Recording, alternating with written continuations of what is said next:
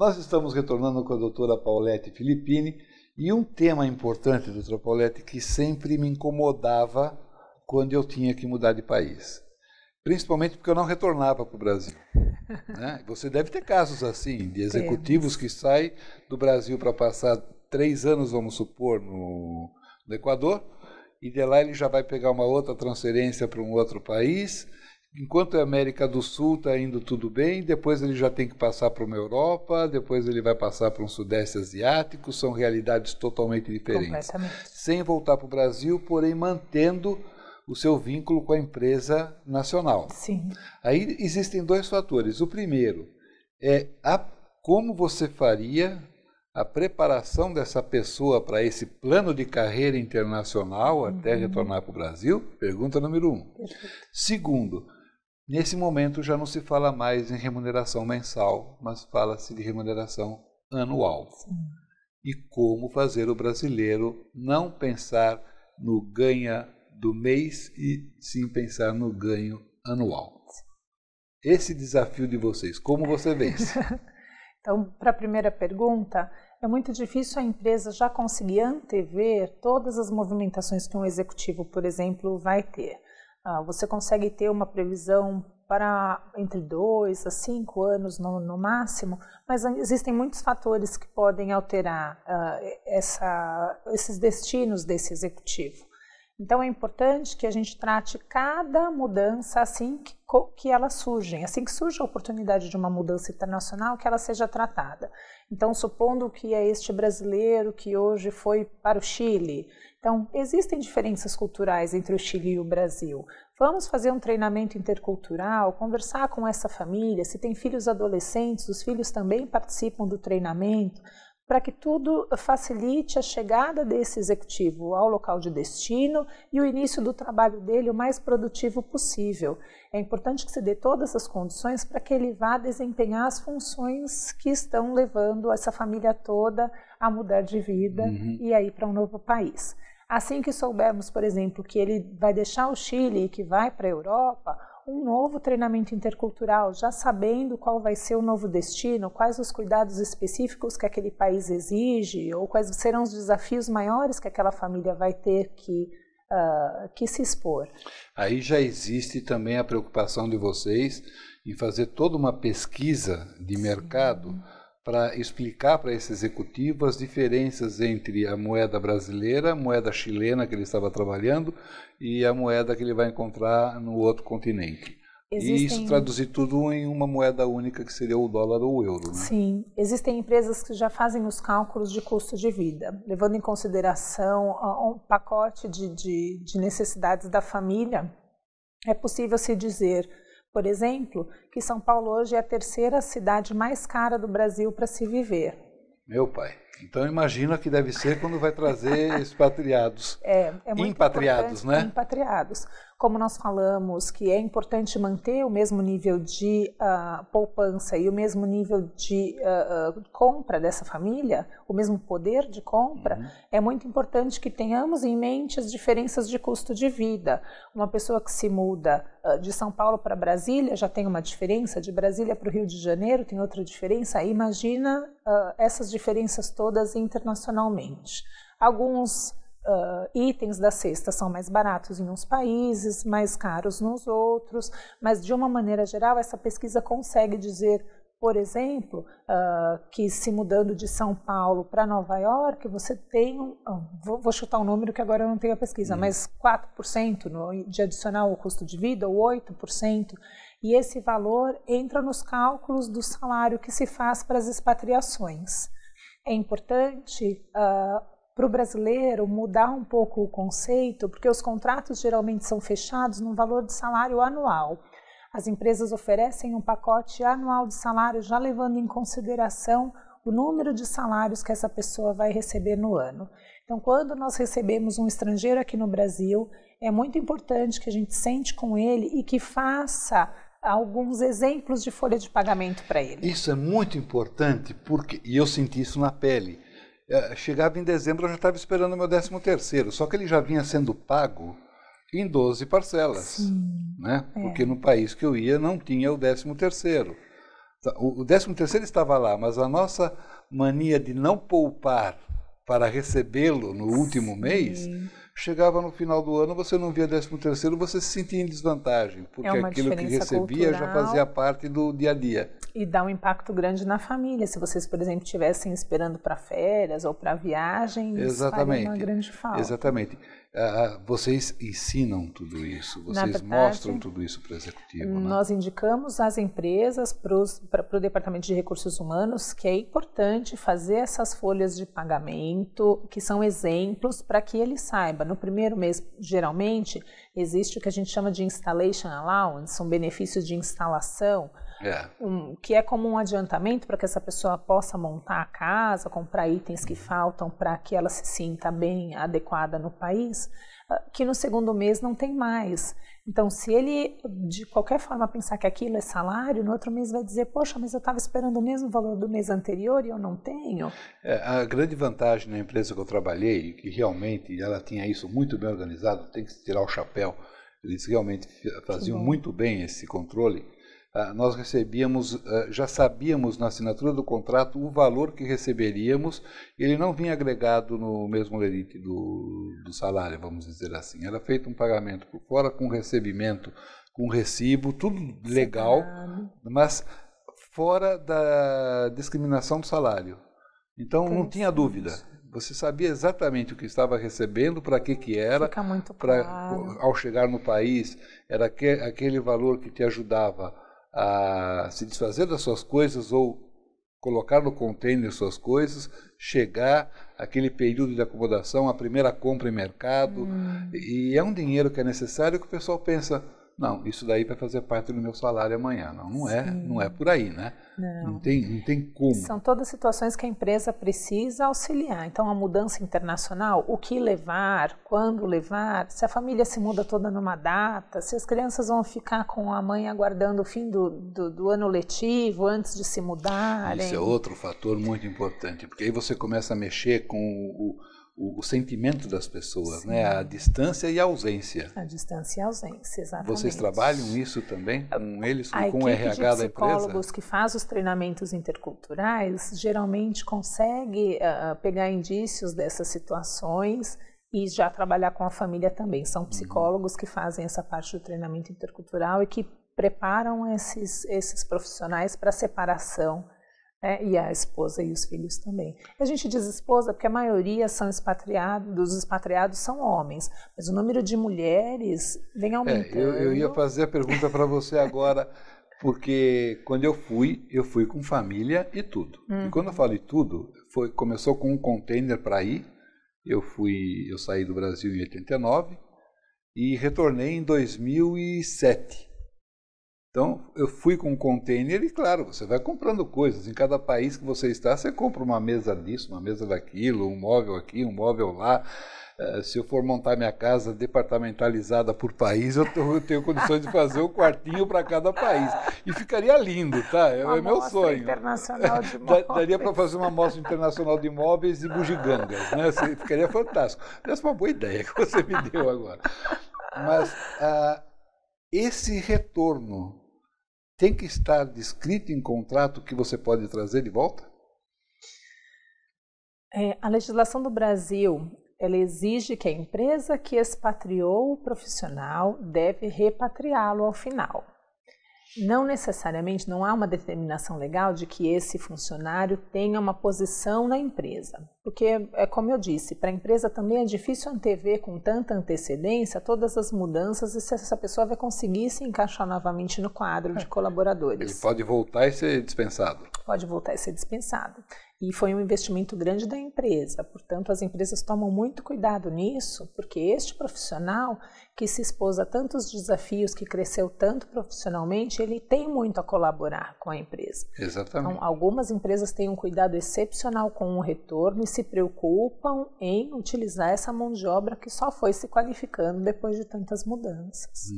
Mas tanto as pessoas quanto a mudança, se a empresa auxiliou no envio para o exterior, a empresa deve auxiliar na repatriação. Esse auxílio na repatriação, e voltando ao tema do que você compra lá fora e traz, a nossa legislação tem coisas que você não pode trazer para o Brasil, ou você tem limite para trazer para o Brasil, mas são coisas que você compra no exterior e fazem parte já da sua vida. Foi te acompanhando o tempo todo, você montou sua casa. Eu montei minha casa praticamente no exterior. Sim. Trouxe para o Brasil tudo. Agora, hoje em dia, com essa nova lei, como funciona isso daí? Existem limitações? Existem limitações legais, né? Por exemplo, armas, o Brasil não permite que se traga, ou elas precisam ser legalizadas, precisam estar de acordo com as normas. E existem alguns itens que a empresa pede para que o colaborador não transporte, que são itens que têm o seguro internacional muito caro. Então, obras de arte, bebidas, nós temos o caso de um colecionador de vinhos. Eu ia te comentar sobre o caso de um diretor que eu conheci no México, que ele estava indo dos Estados Unidos para o México, e no container tinha cupim, e os móveis de madeira dele, mexicanos, talhados à mão, fantásticos, no retorno para os Estados Unidos, você imagina como chegou. O prejuízo foi imenso, porque no contrato a empresa teve que restaurar todos os móveis para ele. Meu Deus. Eu estou falando de um CEO de uma organização, quer dizer, não eram poucos móveis e não eram baratos os móveis, né? Aquela mesa de jantar que você sentava, você via, parecia uma mesa de reunião de CEO de empresa. Esses seguros são caríssimos. Esses seguros são caríssimos. Quanto mais exclusivas as peças, mais caros os seguros. Então, as empresas tendem a colocar limites. Então, qual é o limite? A empresa paga um seguro até um valor determinado. Acima disso, se for do gosto da família que isso seja transportado, a família paga o seguro para evitar esse tipo de coisa, porque são muitas horas de viagem, muitos dias, muitos meses das coisas nos containers. E é necessário ter um cuidado especial.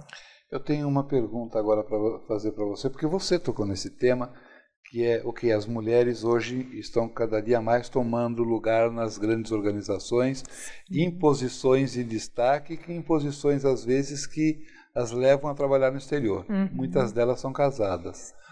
E o marido geralmente tem seu trabalho. Como? Você já se deparou com alguma situação que a consultoria de vocês foi necessária atuar com psicólogo ou de qualquer outra maneira com o marido para ele aceitar essa nova fase? Na verdade, entrar tanto nessas questões familiares por si não fica bastante difícil para a pessoa de RH e até para as consultorias que dão suporte. Na minha consultoria, eu acredito que a família precisa entender os objetivos da expatriação, entender qual é o desafio profissional, entender a proposta salarial que está sendo feita e analisar se vale a pena e como isso vai ser feito. Então, nós já tivemos casos de uma executiva que veio para o Brasil com a filha, que tinha algo em torno de 6 meses, e o marido permaneceu na Suíça. E essa situação ficou por 2 anos. Então, esse marido, a cada 2 meses, tinha passagens pagas pela empresa para poder permanecer no Brasil durante um ano. Durante um mês, perdão. O interessante é que eram pessoas que trabalhavam na mesma empresa, um deles na Suíça e a esposa aqui no Brasil. Então, a expatriada, nesse caso, era ela. Então, ela tinha todo um suporte da empresa com babá, porque ela também viajava muito, alguém precisava cuidar dessa criança. A mãe dela teve algumas autorizações para poder permanecer com a criança em períodos em que ela se ausentaria por muito mais tempo. Então, precisa se analisar cada situação. Também tivemos uma executiva de recursos humanos que veio transferida para o Brasil e o marido tinha negócios que ele conseguia trabalhar à distância.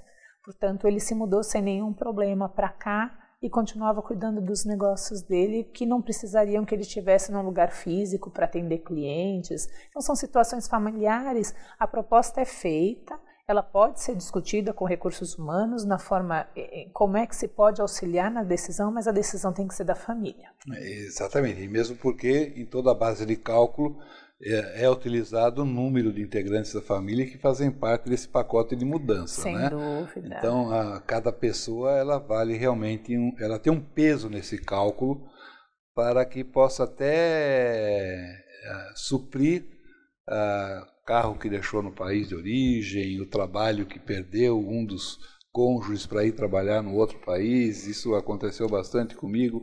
Eu realmente não tenho nada a falar a esse respeito da empresa por qual eu saí. E são detalhes que no momento que você recebe uma proposta profissional tão interessante, as pessoas não pensam. Mas numa expatriação de longo termo, por exemplo, vale a pena você deixar o seu carro fechado na garagem de 3 a 5 anos? Claro que não. Não, ele vai desvalorizar. Mas a primeira coisa que a pessoa pensa ligar o carro. a primeira coisa que eu penso, não, mas eu gosto tanto desse carro, para que eu vou desfazer do carro? Deixa com o sobrinho, deixa com o pai, não quer desfazer, deixa com alguém, mas não é o interessante determinados bens, como você falou, deixá-los guardados porque o período é longo. E há países em que você não necessita tanto do carro para a família. O transporte público atende muito bem, muito mais rapidamente, muito mais barato do que você manter um carro. Existem países em que é até muito mais rápido você se transportar pelo transporte público do que de carro. Exatamente. A geração Y, que você comentou no primeiro bloco, como é tratar com a mudança de país desse pessoal? A principal diferença, e é um dos pontos que nós vamos abordar no seminário em 27 de novembro aqui em São Paulo, no Hotel Pestana, é que os profissionais de geração Y não se interessam pelos mesmos pacotes de expatriação que eram oferecidos para os profissionais. Eles têm uma necessidade muito grande de pertencimento. Então, além dos benefícios financeiros, que é claro, todo jovem almeja, e a geração Y é uma geração muito ambiciosa, eles têm uma necessidade de crescimento muito maior. Então, em que projeto eu vou participar? Qual é o objetivo do projeto? Desse objetivo, quais são os desdobramentos? O que é que eu posso fazer depois? Porque também dá um desafio tão grande para uma pessoa dessa geração. Depois repatriá-lo, devolvê-lo ao país de origem e deixar que ele faça as mesmas atividades que ele fazia antes da expatriação, vai ser um desmotivador muito grande. Esse público dessa geração Y é comum, quando vai para o país como expatriado, não querer retornar? Você já teve alguma situação como essa? Algumas, mas não mais comum do que outras gerações. O objetivo deles, na verdade, quanto mais expatriações, melhor. Cultura, absorver diferenças, conhecer novos lugares, novas pessoas, aumentar o círculo de amigos. Aproveitar para fazer uma extensão na universidade. Sem dúvida, poder ir para um país que permita que haja um crescimento profissional em termos acadêmicos é muito importante. Qual é a sua recomendação, então, para que as empresas façam no momento que elas vão se pensar numa expansão para o exterior e vão necessitar dos executivos para estarem lá fora? Estamos num momento econômico, esperávamos que fosse melhor, mas mesmo assim é um bom momento econômico. Há empresas que têm crescido muito com fusão e aquisição de outras empresas, e há empresas que os negócios necessitam dessa expansão internacional. Então, muitas empresas brasileiras estão se internacionalizando. É importante desenvolver um departamento de recursos humanos, dentro do departamento de recursos humanos, uma área de Global Mobility, para permitir que as pessoas saibam toda a política, todo o pacote de benefícios, de remuneração que essa empresa oferece, quais são os desafios, os objetivos da expatriação têm que ser muito claros. Claro que eles podem mudar de comum acordo com o colaborador, mas é importante que tenha muito claro, e nossa consultoria pode ajudar sobremaneira na determinação de todos esses itens. Vocês têm uma área de treinamento específica para esse pessoal, não somente na parte de aculturamento para o outro país, mas também de preparação de pessoal? Nosso treinamento, ele também é para os estrangeiros ou para os brasileiros que estão indo para o exterior, mas ele é muito mais forte, muito mais voltado aos recursos humanos. Dar as ferramentas para as pessoas de recursos humanos em todas as empresas que tenham esse tipo de população, para que se fortaleçam e para que possam prestar um serviço sempre muito mais forte, muito mais efetivo. As expatriações, é sabido, elas geram gastos de 2 a 3 vezes maiores do que um funcionário local.